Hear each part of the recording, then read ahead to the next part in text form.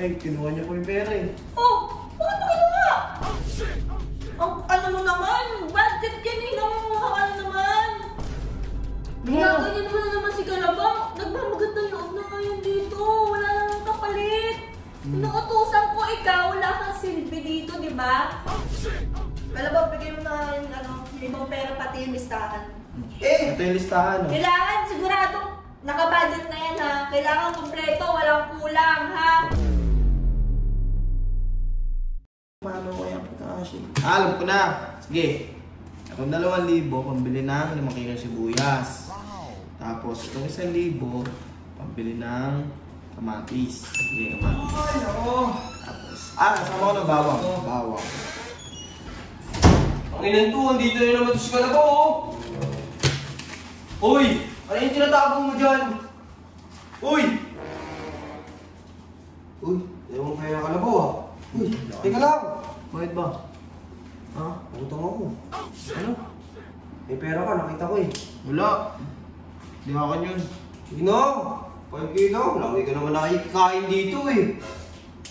Church niya naman ako pakainin dito. Tumutulong naman ako sa inyo.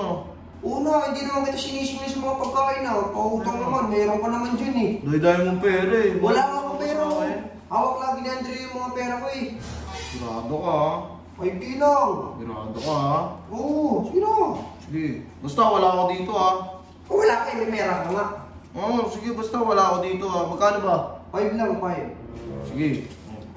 Basta wala ako dyan ha. Wala akong kasalanan dyan ha. Wait mo ngayong Kalabaw ah. Kaya nga, basta nga wala akong kasalanan dyan ha. Bakit ka nga magkakasalanan ni pera mo to? Bala ka.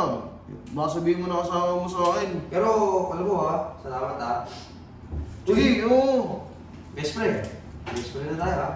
May ganun eh, no? Pag may pera eh, best friend eh. Best friend naman kita talaga eh. Oo. Oh! Wala, bakit? Kalabang, bakit nandito ka pa? Ay, kinuha niya po yung pera eh. Oh! Bakit mo kinuha? Sabi mo pinautang mo ako. Tama, pambili niya yan ng pagkain niyo. Ayun, Ang umilis budget ako. yan! Pinamamalengke ko siya, inutusan ko siya. Kinakala naman eh. Ulit mo ako. Hindi naman niya sa akin sinabi. Ang ano mo naman? Budget yan eh! Nangunguha ka na naman! Oh. Aray!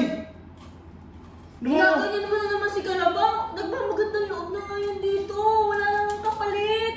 Inuutusan ko ikaw. Wala kang silbi dito, di ba? Tutulog, kakain, aalis, maglalaro. Ano pa ba? Tamad!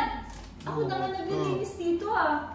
Batugang ka. Hindi, babalik ko na lang. Kalabaw, pamalengke pala to yun. Oo. Pinusta Gawa ko mo yan siya eh. Uy, pwede ka naman ibalik ko. Pwede pa naman nabukasan ah. Ano pwede?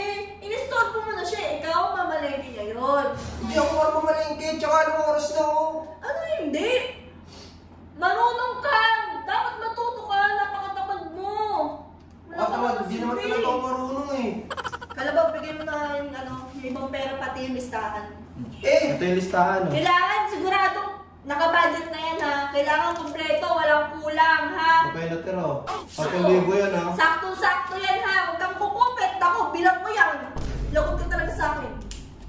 Ano naman na to? Huwag kang uuwi kapag yan talaga. Oh. Ito yung listahan ha. Uy, yung ano ha. Huwag ka magpapagulang sa mga natitinda ha. Matuto kang tumawad ha.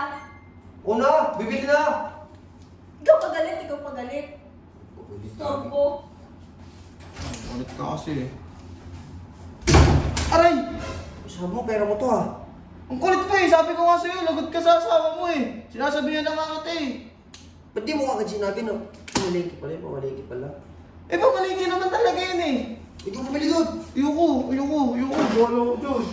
Bakit yan? Ito yung ballpen. Pagka nagkulang, kalabahan sa asawa mo. Ballpen. Lang to.